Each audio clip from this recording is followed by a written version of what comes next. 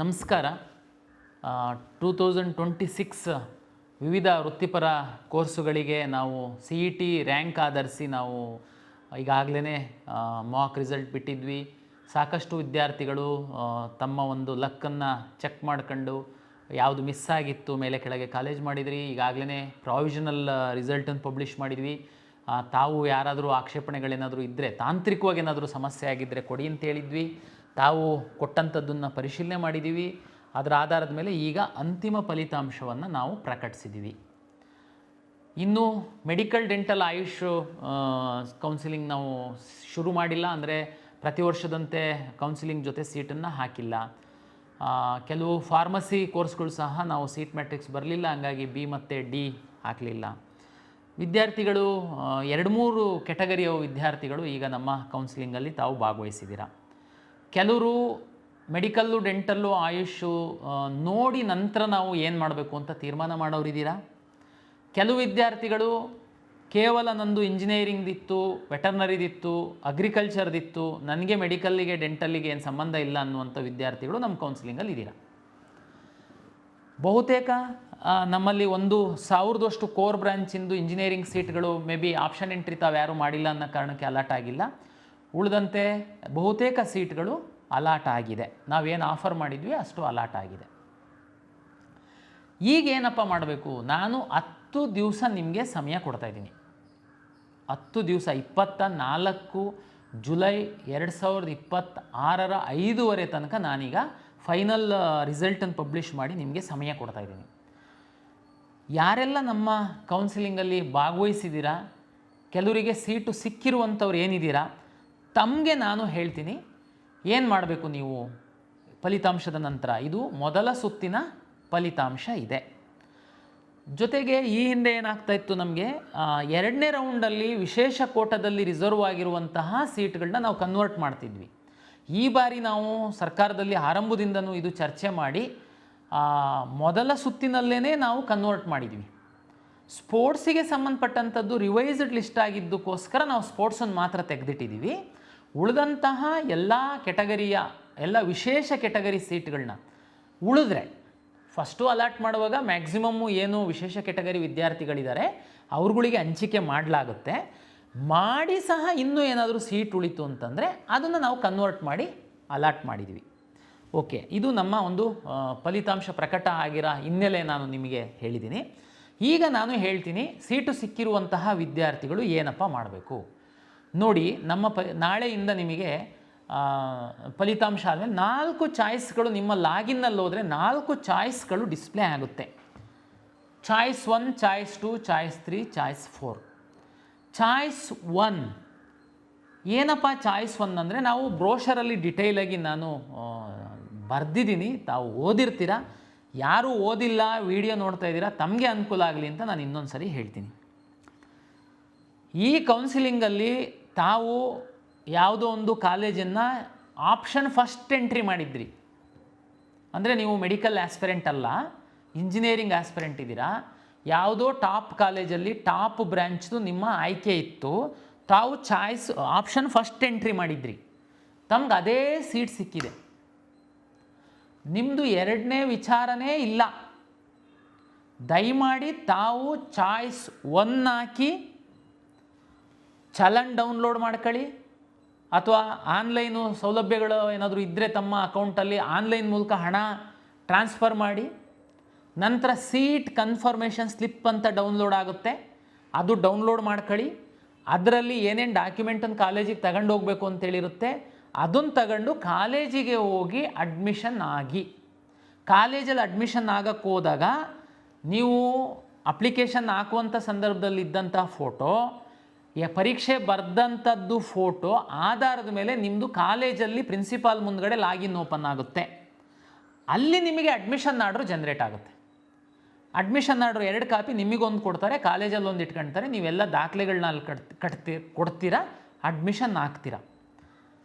ಇನ್ನೊಂದು ಸರಿ ಹೇಳ್ತಾ ಇದ್ದೀನಿ, ನೀವು ಕೌನ್ಸಿಲಿಂಗ್ ಆಪ್ಷನ್ ಎಂಟ್ರಿ ಸಂದರ್ಭದಲ್ಲಿ ಆಪ್ಷನ್ 1 ಹಾಕಿದ್ದೀರಾ, ಅದೇ ನಿಮ್ಮ ಗುರಿ ಇತ್ತು, ನಿಮ್ಮ ಉದ್ದೇಶ ಇತ್ತು, ನಿಮ್ಮ 2ನೇ ವಿಚಾರ ಇರಲಿಲ್ಲ, ಆ ಕಾಲೇಜಿಗೆ ಹೋಗ್ಬೇಕಷ್ಟೇ. ಹೋಗಿ ಚಾಯ್ಸ್ 1 ಹಾಕಿ ದುಡ್ಡು ಕಟ್ಟಿ ಸೀಟ್ ಕನ್ಫರ್ಮೇಷನ್ ಸ್ಲಿಪ್ ತಗೊಳ್ಳಿ, 24ನೇ ತಾರೀಕು ಒಳಗಡೆ ಕಾಲೇಜಿಗೆ ಹೋಗಿ ಅಡ್ಮಿಷನ್ ಆರ್ಡರ್ ಅಲ್ಲಿ ಡೌನ್ಲೋಡ್ ಮಾಡ್ಕೊಳ್ಳಿ. ನಿಮ್ಮ ಫೋಟೋ ಮುಖ ತೋರಿಸಿದ್ರೆ ಎಕ್ಸಾಮ್ ಬರೆದಿರೋದು ಮತ್ತು ನೀವು ಅರ್ಜಿ ಹಾಕಿರೋ ಎರಡೂ ಫೋಟೋ ಮೇಲೆ ಮ್ಯಾಚ್ ಮಾಡಿ ಅಲ್ಲಿ ಅಡ್ಮಿಷನ್ ಆರ್ಡ್ರು ಡೌನ್ಲೋಡ್ ಆಗುತ್ತೆ.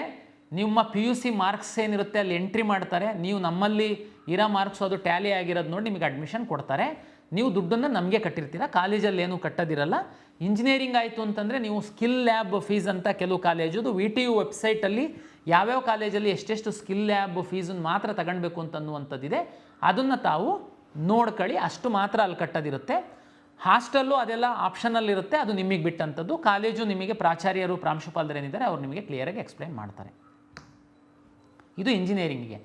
ಅದೇ ರೀತಿ ಯಾವುದೋ ಒಬ್ಬ ವಿದ್ಯಾರ್ಥಿ ವೆಟರ್ನರಿ ಫಸ್ಟ್ ಆಪ್ಷನ್ ಎಂಟ್ರಿ ಮಾಡಿದ್ದಾನೆ, ವೆಟರ್ನರಿ ಸಿಗುತ್ತೆ, ಚಾಯ್ಸ್ 1 ಹಾಕಿ ದುಡ್ಡು ಕಟ್ಟಿ ಕಾಲೇಜಿಗೆ ಹೋಗಿ. ಅದೇ ರೀತಿ ಎಲ್ಲ ಕೋರ್ಸ್ಗಳಿಗೆ ಆಗುತ್ತೆ. ಕೋರ್ಸ್ ಫೀಸ್ ಏನು ನಿಗದಿ ಆಗಿರುತ್ತೆ ಅದನ್ನು ಮಾತ್ರ ನೀವು ನಮಗೇ ಕಟ್ಟಿರ್ತೀರ. ಕೋರ್ಸ್ ಫೀಸನ್ನು ಮತ್ತೆ ಕಾಲೇಜಲ್ಲೇ ನಿಮಗೆ ತಗೊಳಲ್ಲ.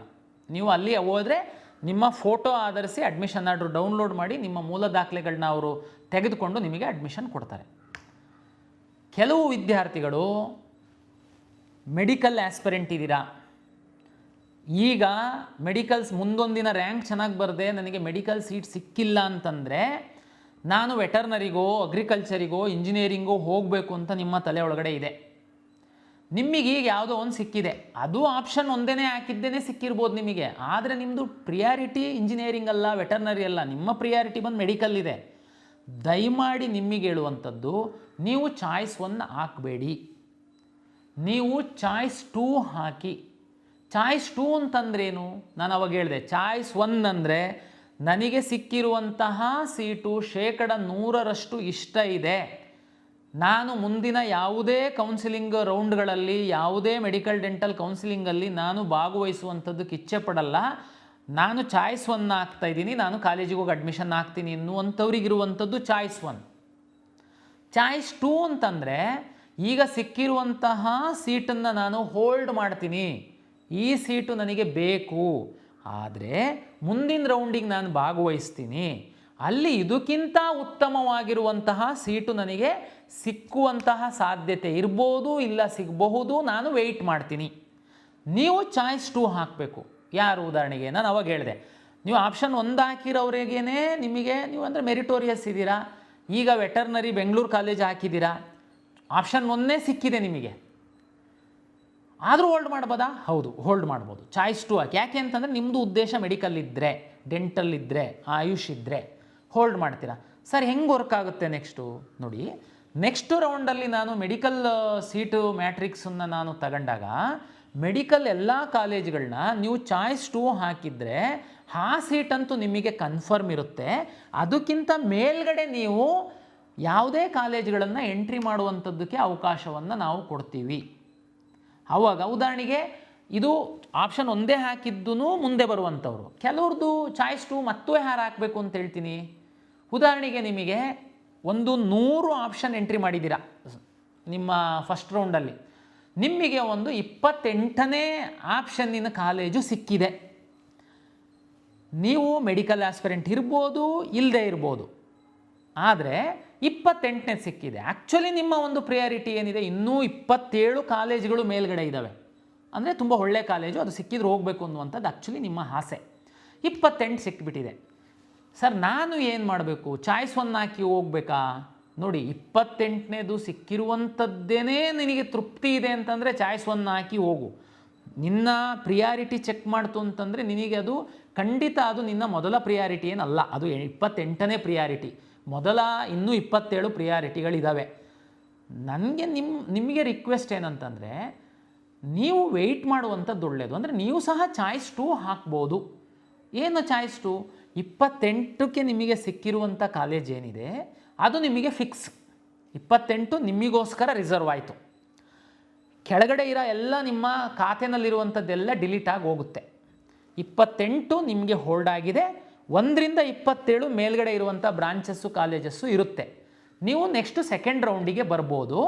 ಸೆಕೆಂಡ್ ರೌಂಡಲ್ಲಿ 1ರಿಂದ 27 ಕಾಲೇಜ್ಗಳೇನಿದೆ ಅದನ್ನು ರೀಅರೇಂಜ್ ಮಾಡ್ಬೋದು, ಡಿಲೀಟ್ ಮಾಡ್ಬೋದು. ಒಂದು ವೇಳೆ ನಿಮಗೆ ಮೆಡಿಕಲ್ ರ್ಯಾಂಕ್ ಇತ್ತು ಅಂತಂದರೆ ಮೆಡಿಕಲ್ ಡೆಂಟಲ್ ಆಯುಷ್ ಸೀಟ್ಗಳನ್ನ ತಗೊಂಡು ಬಂದು ಅಲ್ಲಿ ಹಾಕ್ಬೋದು.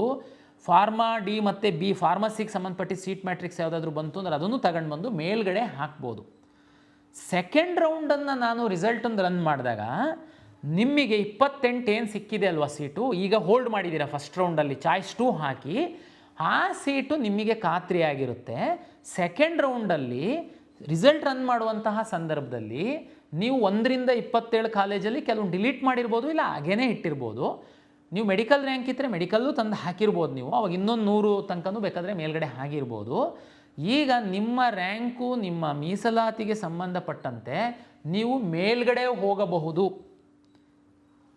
ಮೇಲ್ಗಡೆ ಅಂದರೆ 28 ನೀವು ಹೋಲ್ಡ್ ಮಾಡಿರೋ ಸೀಟ್ಗಿಂತ ಮೇಲ್ಗಡೆ ನಿಮ್ಮ ಆಪ್ಷನ್ಗಳು ಏನು ಹಾಕಿರ್ತೀರಾ ಅಲ್ಲಿಗೆ ನೀವು ಶಿಫ್ಟ್ ಆಗುವಂತಹ ಸಾಧ್ಯತೆಗಳಿರುತ್ತೆ. ನಿಮ್ಮ ರ್ಯಾಂಕು ಚೆನ್ನಾಗಿದ್ದು ಅಲ್ಲಿ ಸೀಟ್ಗಳು ಅವೈಲಬಲ್ ಇತ್ತು ಅಂತಂದಾಗ ಆವಾಗ ಈ 28 ನೀವೇನು ಫಸ್ಟ್ ರೌಂಡಲ್ಲಿ ಹೋಲ್ಡ್ ಮಾಡಿದ್ರಿ ಅಲ್ವಾ, ಆ ಸೀಟು ಆಟೋಮೆಟಿಕ್ಕಾಗಿ ನಿಮ್ಮಿಂದ ಹೋಗಿ ಬೇರೆಯವರಿಗೆ ಅಲಾಟ್ ಆಗುತ್ತೆ. ಕಳೆದ ವರ್ಷ ನಾನು ವಿದ್ಯಾರ್ಥಿಗಳಿಗೆ ನೋಡಿದ್ದೀನಿ, ಹೋಲ್ಡ್ ಮಾಡಿದ್ದೀರಾ, ಆಮೇಲೆ ನೆಕ್ಸ್ಟು ಅದೇ ಸೀಟ್ ಕೆಲವರಿಗೆ ಸಿಕ್ಕಿದೆ, ಅದೇನು ಮಾಡಲಿಕ್ಕಾಗಲ್ಲ, ನಿಮ್ಮದು ಅಂದರೆ ಇಂಪ್ರೂವ್ ಆಗಿಲ್ಲ ಅಂತ. ಕೆಲವರಿಗೆ ಮೇಲ್ಗಡೆ ಸೀಟ್ ಸಿಕ್ಬಿಟ್ಟಿದೆ, ಆವಾಗ ನಮ್ಮ ಹತ್ರ ಬರೋದು ಇಲ್ಲ ನನಗೆ ಅದು ಹಳೇದೇ ಸೀಟ್ ಬೇಕು, ಮೇಲ್ಗಡೆ ಸೀಟ್ ಚೆನ್ನಾಗಿಲ್ಲ ಅಂದರೆ ಹಾಕಿದ್ದವ್ರು ಯಾರು? ನೀವೇ ಹಾಕಿರ್ತೀರ. ಅದಕ್ಕೆ ನೀವು ಚೆನ್ನಾಗಿರೋದನ್ನು ಇಟ್ಕೊಳ್ಳೋದಕ್ಕೆ ಅವಕಾಶ ಇದೆ, ಚೆನ್ನಾಗಿಲ್ಲದನ್ನ ಡಿಲೀಟ್ ಮಾಡೋದಕ್ಕೆ ಅವಕಾಶ ಇದೆ, ಬೇಕಾದರೆ ತಾವು ಮಾಡಿ. ಆದರೆ ಸೆಕೆಂಡ್ ರೌಂಡಲ್ಲಿ ಒಂದು ವೇಳೆ ನಿಮ್ಮ ಲಾಗಿನ್ನಲ್ಲಿ ನೀವು ಹೋಲ್ಡ್ ಮಾಡಿರೋ ಸೀಟ್ಗಿಂತ ಮೇಲ್ಗಡೆ ಸೀಟ್ ಏನಾದರೂ ಸಿಕ್ಕಿದರೆ ಆಟೋಮೆಟಿಕ್ಕಾಗಿ ಈ ಸೀಟು ನಿಮ್ಮಿಂದ ತಪ್ಪಿ ಹೋಗುತ್ತೆ, ಬೇರೆಯವರಿಗೆ ಅಲರ್ಟ್ ಆಗುತ್ತೆ. ಫಲಿತಾಂಶ ಪ್ರಕಟ ಆದಮೇಲೆ ವಾಪಸ್ ಬಂದು ನನಗೆ ಆ ಸೀಟ್ ಬೇಕು ಅಂದರೆ ಸಿಗಲ್ಲ. ಇದು ಚಾಯ್ಸ್ 2ದವರಿಗೆ. ಚಾಯ್ಸ್ 2 ಏನು ಅಂತಂತ ಹೇಳಿದರೆ ಅರ್ಥ ಆಗಿದೆ. ಚಾಯ್ಸ್ 3 4 ಚಾಯ್ಸ್ ಅಂತ ಹೇಳಿದ್ದೀನಿ, 1 ಹೇಳಿದ್ದೀನಿ, 2 ಹೇಳಿದ್ದೀನಿ. ಚಾಯ್ಸ್ 3 ಅಂತಂದರೆ ನೀವು 100 ಆಪ್ಷನ್ ಎಂಟ್ರಿ ಮಾಡಿದ್ದೀರಾ, ಈಗ ನಿಮಗೆ 90ನೇದೊಂದು ಕಾಲೇಜ್ ಅಲಾಟ್ ಆಗಿದೆ. ಆ ಕಾಲೇಜ್ ನಿಮಗೆ ಇಷ್ಟ ಇಲ್ಲ, ಹೋಲ್ಡ್ ಮಾಡಿ ಇಟ್ಕೊಂಡು ನಾನು ಏನು ಮಾಡಬೇಕಾಗಿಲ್ಲ. ಯಾಕೆಂದರೆ ಹೋಲ್ಡ್ ಮಾಡಿರೋದು ಹೆಂಗಿರುತ್ತೆ ಅಂತಂದರೆ ನಿಮಗೆ ಮೇಲ್ಗಡೆ ಅಪ್ಗ್ರೇಡ್ ಆಗಿಲ್ಲ ಅಂತಂದರೆ ಅದು ಫಿಕ್ಸ್ ಆಗಿಬಿಡುತ್ತೆ. ನಿಮಗೆ ಸೆಕೆಂಡ್ ರೌಂಡಲ್ಲಿ ನೀವು ಹೋಗಲೇಬೇಕಾಗುತ್ತೆ ಕಾಲೇಜಿಗೆ. ಆದರೆ ಆ ಕಾಲೇಜೇ ನಿಮಗೆ ಇಷ್ಟ ಇಲ್ಲ, ನೀವು ಹಾಕ್ಬಿಟ್ಟಿದ್ರೆ ಅಲಾಟ್ ಆಗಿದೆ. ಅಂಥ ಸಂದರ್ಭದಲ್ಲಿ ನೀವು ಆವಾಗ ಚಾಯ್ಸ್ 2 ಹಾಕಿ ಹೋಲ್ಡ್ ಮಾಡಿದಾಗ ಏನಾಗುತ್ತೆ, ನಾನು ಅವಾಗ ಹೇಳಿದೆ ಅಲ್ಲ, 28ನೇ ಕಾಲೇಜ್ ಅಲಾಟ್ ಆಗಿದ್ದು ನೀವು ಅದನ್ನು ಹೋಲ್ಡ್ ಮಾಡಿದಾಗ 29ರಿಂದ ಇರೋದೆಲ್ಲ ನಿಮ್ಮ ಲಾಗಿನಿಂದ ಡಿಲೀಟ್ ಆಗಿ ಹೋಗ್ಬಿಡುತ್ತೆ. ಮೇಲಿಂದ ಇರುವಂಥದ್ದು ಮಾತ್ರ 27ರ ತನಕ ಇರುತ್ತೆ. ಬಟ್ ಚಾಯ್ಸ್ 3 ಹಾಕಿದರೆ ನಾನು ಈಗ ಹೇಳ್ದಂಗೆ 100 ಆಪ್ಷನ್ ಎಂಟ್ರಿ ಮಾಡಿದ್ದೀರಾ, ನಿಮಗೆ 98ನೇ ಕಾಲೇಜ್ ಅಲಾಟ್ ಆಗಿದೆ. ಈಗ ನೀವು ಅಕಸ್ಮಾತು 98ನೇ ಕಾಲೇಜು ತುಂಬ ಚೆನ್ನಾಗಿಲ್ಲ, ನಿಮಗೆ ಇಷ್ಟನೇ ಇಲ್ಲ, ಏನೋ ಹಾಕುವಾಗ ಹಾಕ್ಬಿಟ್ಟಿದೆ, ಸಿಕ್ಕಿದೆ, ನಾನು ಹೋಲ್ಡ್ ಮಾಡಿ ನಮ್ಮ ಗ್ರಾಚಾರಕ್ಕೆ ಏನಾದ್ರು ನೆಕ್ಸ್ಟ್ ರೌಂಡಲ್ಲಿ ಅದೇ ಸಿಕ್ಬಿಡ್ತು ಅಂತಂದರೆ ಕಷ್ಟ ಆಗುತ್ತೆ ಅಂತ ನಿಮ್ಮ ತಲೆ ಒಳಗಡೆ ಇದ್ದರೆ ಚಾಯ್ಸ್ 3 ಹಾಕಿ. ಚಾಯ್ಸ್ 3 ಅಂದರೆ ನಿಮಗೆ ಸಿಕ್ಕಿರುವಂತಹ 98ನೇ ಸೀರಿಯಲ್ ನಂಬರಿನ ಕಾಲೇಜು ನಿಮ್ಮ ಲಾಗಿನ್ನಿಂದ ಡಿಲೀಟ್ ಆಗಿ ಹೋಗುತ್ತೆ. 100 ಆಪ್ಷನ್ನಲ್ಲಿ 98 ಸಿಕ್ಕಿತ್ತು, ಚಾಯ್ಸ್ 3 ಹಾಕಿದ್ದೀರಾ, ಅದು ಡಿಲೀಟ್ ಆಗಿ ಹೋಗಿದೆ. ಇನ್ನು ನಿಮ್ಮ ಲಾಗಿನ್ ಒಳಗಡೆ 99 ಕಾಲೇಜು ಉಳಿಯುತ್ತೆ.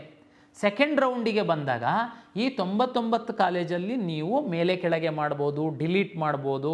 ನಿಮ್ಮ ಮೆಡಿಕಲ್ ರ್ಯಾಂಕ್ ಇದ್ದರೆ ನೀಟ್ ರ್ಯಾಂಕ್ ಆಧರಿಸಿ ಅಲರ್ಟ್ ಮಾಡುವಂಥ ಸೀಟ್ಗಳನ್ನ ಸಹ ನೀವು ತಂದು ಹಾಕ್ಬೋದು.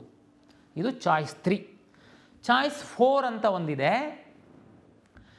ನೀವು ಒಂದು 100 ಆಪ್ಷನ್ ಎಂಟ್ರಿ ಮಾಡಿದ್ದೀರಾ, ನಿಮಗೆ ಯಾವುದೋ ಒಂದು 50-60 ಯಾವುದೋ ಒಂದು ಕಾಲೇಜ್ ಸಿಕ್ಕಿದೆ.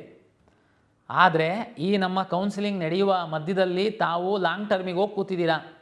ಈ ಕೌನ್ಸಿಲಿಂಗ್ ನಡೆಯುವ ಮಧ್ಯದಲ್ಲಿ ನಿಮ್ಮ ಮನೆಯವ್ರು ತಗೊಂಡು ನಿಮ್ಮ ಮ್ಯಾನೇಜ್ಮೆಂಟಿಗೆ ಅಡ್ಮಿಷನ್ಸ್ ಮಾಡಿದ್ದಾರೆ. ನಮ್ಮ ಕೌನ್ಸಿಲಿಂಗ್ ನಿಮಗೆ ಅಗತ್ಯ ಇಲ್ಲ. ಚಾಯ್ಸ್ 4 ಅಂದರೆ ನಾನು ಕೌನ್ಸಿಲಿಂಗಿಂದ ಎಕ್ಸಿಟ್ ಆಗ್ತೀನಿ, ನಾನು ಮುಂದುವರ್ಸಲ್ಲ ಕೌನ್ಸಿಲಿಂಗು ಅಂತ ಚಾಯ್ಸ್ 4 ಹಾಕಿದರೆ ನೀವು ಹೊರಗಡೆ ಹೋಗ್ತೀರಾ. ಈಗ ನಾನು ಏನು ಸೀಟ್ ಅಲಾಟ್ ಮಾಡಿದ್ದೀನಿ ಎಲ್ಲ ಕೋರ್ಸ್ಗಳಲ್ಲಿ, ನಾನು 24ನೇ ತಾರೀಕು ಸಂಜೆ 5:30 ತನಕ ನೀವು ಈ ಎಲ್ಲ 1 ಹಾಕಿ ಅಥವಾ 2 ಹಾಕಿ 3 ಹಾಕಿ 4 ಹಾಕಿ ನಿಮ್ಮ ಮನೆಯವ್ರ ಜೊತೆ ಕುತ್ಕೊಂಡು ಚರ್ಚೆ ಮಾಡಿ ನೀವು ಚಾಯ್ಸ್ ಹಾಕಿ ಅಂತ ನಾನು ಹೇಳ್ತಾ ಇದ್ದೀನಿ. ಕೆಲವು ವಿದ್ಯಾರ್ಥಿಗಳು ಯಾವುದೂ ಚಾಯ್ಸ್ ಹಾಕಲ್ಲ, ಅವರಿಗೆಲ್ಲರಿಗೆ ನಾವು ಆಟೋಮೆಟಿಕ್ಕಾಗಿ ಚಾಯ್ಸ್ 4 ಮಾಡ್ತೀವಿ, ಅವರೆಲ್ಲರನ್ನೂ ಹೊರಗಡೆ ಹಾಕ್ತೀವಿ. ಓಕೆ, ಇದು ಚಾಯ್ಸ್ 1, 2, 3, 4ಗೆ ಸಂಬಂಧಪಟ್ಟಂತೆ ಹಿಂದಿನ ಒಂದು ನಮ್ಮ ಅನುಭವದ ಮೇಲೆ ವಿದ್ಯಾರ್ಥಿಗಳ ಹಿತದೃಷ್ಟಿಯಿಂದ ಕೆಲವು ಬದಲಾವಣೆಗಳನ್ನು ನಾವು ಮಾಡಿದ್ದೀವಿ. ಈ ಚಾಯ್ಸಿಗೆ ಸಂಬಂಧಪಟ್ಟಂತೆ ಏನಾಗ್ತಿತ್ತು ಏನು ಮಾಡ್ತಿತ್ತು ಅಂತ ಸಂಕ್ಷಿಪ್ತವಾಗಿ ಹೇಳೋದಾದರೆ, ಕೆಲವು ವಿದ್ಯಾರ್ಥಿಗಳು ಏನು ಮಾಡ್ತೀರಾ, ಚಾಯ್ಸ್ 2 ಹಾಕ್ಬಿಡ್ತೀರಾ, ಲಾಕ್ ಆಗಿಬಿಡುತ್ತೆ. ಆಮೇಲೆ ಮನೆಯವ್ರ ಹತ್ರ ಫ್ರೆಂಡ್ಸ್ ಹತ್ರ ಮಾತಾಡುವಾಗ ಇಲ್ಲ ಇಲ್ಲ ಅದು ಚೆನ್ನಾಗಿದೆ ಕಾಲೇಜು, ಚಾಯ್ಸ್ 1 ಹಾಕೋಗಿ ಅಡ್ಮಿಷನ್ ಆಗಬೇಕು ಅಂತ ಆಗಲ್ಲ. ಸಬ್ಮಿಟ್ ಮಾಡಿದ ಮೇಲೆ ಚಾಯ್ಸ್ 3 ಹಾಕ್ತೀರಾ, ಆಮೇಲೆ ಯಾರೋ ಹೇಳ್ತಾರೆ ಅದು ಯಾಕೆ ಚಾಯ್ಸ್ 3 ಹಾಕಿದೆ, ಆ ಕಾಲೇಜ್ ಚೆನ್ನಾಗಿತ್ತು, ನೀನು ಹೋಲ್ಡ್ ಮಾಡಿ ಹೋಗಬೇಕಾಗಿತ್ತು, ನೀನು ಚಾಯ್ಸ್ 2 ಹಾಕಬೇಕಾಗಿತ್ತು ಅಂತ ಸಬ್ಮಿಟ್ ಮಾಡಿದರೆ ಆಗಲ್ಲ. ಚಾಯ್ಸ್ 4 ಹಾಕಿ ಎಕ್ಸಿಟ್ ಆಗಿರ್ತೀರಾ, ಆಮೇಲೆ ಮನಸ್ಸು ಚೇಂಜ್ ಆಗುತ್ತೆ, ಇಲ್ಲ ನಾನು ಕೌನ್ಸಿಲಿಂಗಲ್ಲಿ ಭಾಗವಹಿಸಬೇಕು, ಚಾಯ್ಸ್ 3ನೋ 2ನೋ ಹಾಕಬೇಕು ಅಂತ ಅನಿಸುತ್ತೆ. ಇದಕ್ಕೆ ಅವಕಾಶಗಳಿರಲಿಲ್ಲ. ಏನಾಗ್ತಿತ್ತು, ಒಂದು ಸರಿ ಲಾಕ್ ಆಗ್ತಿದ್ದಂಗೆ ಪ್ರತಿ ದಿವಸ 500ರಿಂದ 1000 ವಿದ್ಯಾರ್ಥಿಗಳಿಗೆ ಬರಲಿಕ್ಕೆ ಶುರು ಮಾಡ್ತಿದ್ರಿ. ನಮ್ಮದು ಸಿಸ್ಟಮೇ ಆ ರೀತಿ ಇರಲಿಲ್ಲ. ಒಂದು ಸರಿ ಲಾಕ್ ಮಾಡಿದ್ದೀರಾ, ನಿಮ್ಮ ಹಣೆ ಬರ ಹೋಗಿ ಅಂತ ನಮ್ಮವರು ಕಳಿಸ್ತಾಯಿದ್ರು. ಈ ಸರಿ ಚಾಯ್ಸ್ 1 ಹಾಕಿ, ಇವತ್ತು ಚಾಯ್ಸ್ 1 ಹಾಕ್ತೀರಾ, ಚಲನ್ ಡೌನ್ಲೋಡ್ ಮಾಡ್ತೀರಾ, ದುಡ್ಡು ಇನ್ನೂ ಕಟ್ಟಿಲ್ಲ, ಮನ್ಸು ಚೇಂಜ್ ಆಗುತ್ತೆ ನಿಮ್ಮದು. ಮತ್ತೆ ಲಾಗಿನ್ ಆಗಿ ಚಾಯ್ಸ್ 2 ಹಾಕಿ, ಚಾಯ್ಸ್ 2 ಹಾಕಿದ್ದೀರಾ, ಮನೇಲಿದ್ದೀರಾ, 2 ದಿನ ಆದಮೇಲೆ ನಿಮ್ಮ ಮನೇಲಿ ಹೇಳ್ತಾರೆ ಇಲ್ಲ ನೀನು ಕಾಲೇಜಿಗೆ ಹೋಗಿ ಅಡ್ಮಿಷನ್ ಆಗಿಬಿಡು, ಅದೇ ಚೆನ್ನಾಗಿದೆಯಂತೆ ಅಂತ. ಆದರೆ ಚಾಯ್ಸ್ 2 ಹಾಕ್ಬಿಟ್ಟಿದ್ದೀರಾ, ನಾನು ಹೋಲ್ಡ್ ಮಾಡಿ ನಾನು ನೆಕ್ಸ್ಟ್ ರೌಂಡಿಗೆ ಬರ್ತೀನಿ ಅಂತ ಹಾಕಿದ್ದೀರಾ. ಬಟ್ 2 ದಿನ ಆದಮೇಲೆ ನಿಮ್ಮ ಮನಸ್ಸು ಚೇಂಜ್ ಆಗುತ್ತೆ, ಇಲ್ಲ ನಾನು ಚಾಯ್ಸ್ 1 ಹಾಕಿ ಕಾಲೇಜಿಗೆ ಹೋಗ್ತೀನಿ ಅಂತ. ಮತ್ತೆ ಲಾಗಿನ್ ಆಗಿ ಚಾಯ್ಸ್ 1 ಹಾಕಿ ದುಡ್ಡು ಕಟ್ಟಿ ಕಾಲೇಜಿಗೆ ಹೋಗಿ. ಚಾಯ್ಸ್ 4 ಹಾಕಿ ಹೊರಗಡೆ ಹೋಗ್ತೀರಾ, ಇಲ್ಲ ಕೌನ್ಸಿಲಿಂಗಲ್ಲಿ ಮುಂದುವರಿಬೇಕು ಅಂತ ಇಷ್ಟಪಡ್ತೀರಾ, 2 ದಿನ ಆದಮೇಲೆ 3 ದಿನ ಆದಮೇಲೆ ಮತ್ತೆ ಲಾಗಿನ್ ಆಗಿ ಯಾವುದು ಚಾಯ್ಸು 3 ಹಾಕ್ತೀರಾ 2 ಹಾಕ್ತೀರಾ ಮಾಡ್ಕೊಳ್ಳಿ. ಚಾಯ್ಸ್ 3 ಹಾಕಿರ್ತೀರಾ, ಮನಸ್ಸು ಚೇಂಜ್ ಆಗುತ್ತೆ, ಬನ್ನಿ. ಹಾಗಾಗಿ ಇದು ನಿಮಗೆ ಫ್ರೀ ಬಿಟ್ಟಿದ್ದೀವಿ. ನಿಮ್ಮ ಲಾಗಿನ್ನಲ್ಲಿ ಮುಖ ತೋರಿಸಿ ಲಾಗಿನ್ ಆಗ್ತೀರಾ, ನೀವು ಚಾಯ್ಸನ್ನು ಆ ಕಡೆ ಈ ಕಡೆ ಮಾಡ್ಬೋದು. ಇದರಲ್ಲಿ ಒಂದು ಕಂಡೀಷನ್ ಏನಂದರೆ, ನಮ್ಮ ಕೊನೆ ದಿನ ಏನಿದೆ 24ನೇ ತಾರೀಕು 5:30, ಅದರೊಳಗಡೆ ನೀವೇನಾದರೂ ಮನಸ್ಸು ಚೇಂಜ್ ಆದರೆ 24ನೇ ತಾರೀಕು ನಮ್ಮದು ಫಸ್ಟ್ ರೌಂಡಿಂದ ಅಡ್ಮಿಷನ್ನು ಲಾಸ್ಟ್ ಆದಮೇಲೆ ನಿಮ್ಮ ಮನಸ್ಸು ಚೇಂಜ್ ಆದರೆ ನಾವು ನಿಮಗೆ ಹೆಲ್ಪ್ ಮಾಡೋದಕ್ಕಾಗಲ್ಲ. ದುಡ್ಡು ಕಟ್ಟಿ ಚಾಯ್ಸ್ 1 ಹಾಕ್ತೀರಾ, ಚಲನ್ ಡೌನ್ಲೋಡ್ ಮಾಡ್ಕೊಳ್ತೀರಾ, ದುಡ್ಡು ಕಟ್ತೀರಾ, ಆಮೇಲೆ ಮನಸ್ಸು ಚೇಂಜ್ ಆದರೂ ನಾನು ಹೆಲ್ಪ್ ಮಾಡೋಕ್ಕಾಗಲ್ಲ. ಚಾಯ್ಸ್ 1 ಹಾಕ್ತೀರಾ, ದುಡ್ಡು ಕಟ್ತೀರಾ, ಕಾಲೇಜಿಗೆ ಹೋಗಿ ಅಡ್ಮಿಷನ್ ಹಾಕ್ತೀರಾ, ಆಮೇಲೆ ನಿಮ್ಮ ಮನಸ್ಸು ಚೇಂಜ್ ಆದರೆ ನೀವು KEಗೆ ಬರಬೇಕು, ಅಧಿಕೃತವಾಗಿ ಫೈನ್ ಕಟ್ಟಬೇಕು, ಸೀಟ್ ಕ್ಯಾನ್ಸಲೇಷನ್ ಮಾಡ್ಕೊಳ್ಬೇಕು. ಇದು ಎಲ್ಲ ಪ್ರೊಸೀಜರು ನಮ್ಮ ಬ್ರೋಷರಲ್ಲಿದೆ, ದಯಮಾಡಿ ಓದಿ. ಇವರಿಗೆ ಮಾತ್ರ ನಾನು ಅನುಕೂಲ ಮಾಡಿಕೊಟ್ಟಿದ್ದೀನಿ. ಅಂದರೆ ನೀವು ಪದೇ ಪದೇ ನಮ್ಮ KE ಕಚೇರಿ ತನಕ ಬರಬೇಕು, ಅದು ಎಲ್ಲ ಹಲಿಬೇಕು, ಅರ್ಜಿ ಕೊಡಬೇಕು, ಅದು ಎಲ್ಲ ಆಗಬಾರ್ದು ಸಮಸ್ಯೆ ಅಂತ ನಾವು ಇದು ಮಾಡಿದ್ದೀವಿ. ನೀವು ಏನೇ ಡಿಸಿಷನ್ ತಗೊಳ್ಳುವಾಗ ಮತ್ತೆ ಮಾಡೋದಲ್ಲ, ಭಾಳ ವಿಚಾರ ಮಾಡಿ ನೀವು ಡಿಸಿಷನ್ ತಗೊಳ್ಳಿ. ಅಕಸ್ಮಾತು ಆದ್ರೂ ಕೆಲವೊಮ್ಮೆ ತಪ್ಪಾಗ್ತವೆ, ಹಂಗಾಗಿ ಲಾಸ್ಟ್ ಡೇಟ್ ತನಕ ನೀವು ಸರಿ ಮಾಡ್ಕೊಳ್ಳೋದಕ್ಕೆ ನಿಮ್ಮ ಲಾಗಿನ್ ಒಳಗಡೆ ಹೋಗಿ ನಾವು ಅವಕಾಶ ಕೊಟ್ಟಿದ್ದೀವಿ. ದಯಮಾಡಿ ಸೈಬರ್ ಸೆಂಟ್ರ್ ಅವರಿಗೆ ನಿಮ್ಮ ಎಲ್ಲ ಅಸ್ತ್ರ ಕೊಟ್ಬಿಟ್ಟು ಚಾಯ್ಸ್ ಹಾಕೋಕ್ಕೆ ಬಿಡೋಕ್ಕೆ ಹೋಗಬೇಡಿ. ನೀವು ಸೈಬರ್ ಸೆಂಟ್ರ್ ಬಳಕೆ ಮಾಡ್ಕೊಳ್ಳಿ. ನೀವು ಅವ್ರ ಜೊತೆ ಕೂತ್ಕೊಂಡು ನಿಮ್ಮ ಮುಖ ತೋರಿಸಿ ಲಾಗಿನ್ ಓಪನ್ ಆಗಿ ಪೂರ್ತಿ ನಿಮ್ಮ ಪ್ರಕ್ರಿಯೆಯನ್ನು ಮುಗಿಸಿ ಲಾಗೌಟ್ ಆಗಿ ಹೊರಗಡೆ ಬನ್ನಿ. ನೀವು ಹೋಗ್ಬಿಟ್ಟು ಮುಖ ತೋರಿಸಿ ಲಾಗಿನ್ ಓಪನ್ ಮಾಡಿ ನೀನು ಚಾಯ್ಸ್ 1 ಹಾಕೋ 2 ಹಾಕು ಏನಾದರೂ ಹೇಳಿ ಹೋಗೋದು ಬೇಡ. ದಯಮಾಡಿ ಅದನ್ನು ತಾವು ಜೊತೆಲಿ ಇದ್ದು ಮಾಡಿ. ಸುಮ್ಮನೆ ಅದು ಮಿಸ್ಯೂಸ್ ಆಗುತ್ತೆ, ನಂತರ ನೀವು ಬಲಿಪಶುಗಳಾಗ್ತೀರ. ಹಾಗಾಗಿ ಇದು ಫಸ್ಟ್ ರೌಂಡ್ ಇದೆ, ನಂದು ವಿನಂತಿ. ಮೆಡಿಕಲ್ ಡೆಂಟಲ್ ಆಯುಷಿಗೆ ಹೋಗುವಂಥ ಅಭ್ಯರ್ಥಿಗಳು ಏನು ಫಸ್ಟ್ ರೌಂಡಲ್ಲಿ ಕಂಪಲ್ಸರಿ ಅಡ್ಮಿಷನ್ ಏನಿರಲ್ಲ, ಗಡಿಬಿಡಿನಲ್ಲಿ ಹೋಗಿ ಅಡ್ಮಿಷನ್ ಆಗಿ ಆಮೇಲೆ ಇಲ್ಲ ಸರ್ ನಾನು ಮೆಡಿಕಲಿಗೆ ಹೋಗಬೇಕು ನನಗೆ ಅದೆಲ್ಲ ಮಾಡೋಕ್ಕೆ ಹೋಗಬೇಡಿ. ದಯಮಾಡಿ ನಮ್ಮ medical dental AYUSH NEET result ಇನ್ನೇನು ಸದ್ಯದಲ್ಲೇ ಬರುತ್ತೆ, ಸೀಟ್ ಮ್ಯಾಟ್ರಿಕ್ಸ್ ಬರುತ್ತೆ. ಸೆಕೆಂಡ್ ರೌಂಡಲ್ಲಿ ನಾವು ಅದನ್ನು ಸೇರಿಸಿ ನಾವು ಕೌನ್ಸಿಲಿಂಗ್ ಮಾಡೋದಕ್ಕೆ ಪ್ಲ್ಯಾನ್ ಮಾಡ್ಕೊಳ್ತಾ ಇದ್ದೀವಿ. ಒಂದು ವೇಳೆ ನೀಟ್ ರ್ಯಾಂಕ್ ಇದ್ದು ನಿಮ್ಮ ಆದ್ಯತೆ ನೀಟ್ ರ್ಯಾಂಕ್ ಆಧರಿಸಿತ್ತು ಅಂತಂದರೆ ದಯಮಾಡಿ ಅಡ್ಮಿಷನ್ ಆಗಬೇಡಿ. ಅಡ್ಮಿಷನ್ ಆಗಿ ಮತ್ತೆ ಬರೋದು ಎಲ್ಲ ನಮಗೆ ಗೊಂದಲ ಆಗುತ್ತೆ, ನಿಮಗೆ ಸಹ ಟೆನ್ಷನ್ ಆಗುತ್ತೆ. ಯಾಕೆಂದರೆ ಇದನ್ನು ನಾವು ಕಂಪಲ್ಸರಿ ನಿಮಗೆ ಹೇಳ್ತಾ ಇಲ್ಲ. ಅಂಥವರು ದಯಮಾಡಿ ಚಾಯ್ಸ್ 2 ಹಾಕ್ಕೊಂಡು ವೆಯ್ಟ್ ಮಾಡಿ, ಏನು ಸಮಸ್ಯೆ ಆಗಲ್ಲ ನಿಮಗೆ. ಯಾಕೆಂದರೆ ಈಗ ಸಿಕ್ಕಿರೋದು ಬೆಸ್ಟ್ ಆಫ್ ದಿ ಬೆಸ್ಟ್ ಇದೆ. ಯಾಕೆಂದರೆ ನಾವು ಆಲ್ರೆಡಿ ಡಿ ಕ್ಯಾಟಗರೈಸೇಷನ್ ಮಾಡಿರೋದ್ರಿಂದ ತುಂಬ ಸೀಟ್ಗಳು ನಿಮಗೆ ಸಿಕ್ಕಿರುತ್ತೆ. ಆದ್ರೂ ಆಮೇಲೆ ಇನ್ನೊಂದು ಉದಾಹರಣೆಗೆ ಸರ್ ನನಗೆ 4ನೇ ಆಪ್ಷನ್ ಸೀಟ್ ಸಿಕ್ಕಿದೆ ಸರ್, ಇನ್ನೊಂದು 3 ಜಂಪ್ ಆಗ್ಬೋದಾ, ನಾನು ಮೇಲೆ ಹೋಗ್ಬೋದಾ? ನನ್ನ ವೈಯಕ್ತಿಕವಾಗಿ ಹೇಳೋದಾದರೆ ನಿಮಗೆ ಆಗುವಂಥ ಸಾಧ್ಯತೆಯೇ ಜಾಸ್ತಿ ಇರುತ್ತೆ ಅಂತ ಹೇಳ್ತೀನಿ ನಾನು. ಯಾಕೆ ಅಂತ ಹೇಳ್ತೀನಿ, ಯಾಕೆಂದರೆ ಎಷ್ಟರ ಮಟ್ಟಕ್ಕೆ ಅನ್ನೋದು ಗೊತ್ತಿಲ್ಲ ನಾನು, ಬಟ್ ಅವಕಾಶಗಳು ಜಾಸ್ತಿ ಅಂತ ಅಷ್ಟೇ ಹೇಳ್ತೀನಿ ನಾನು.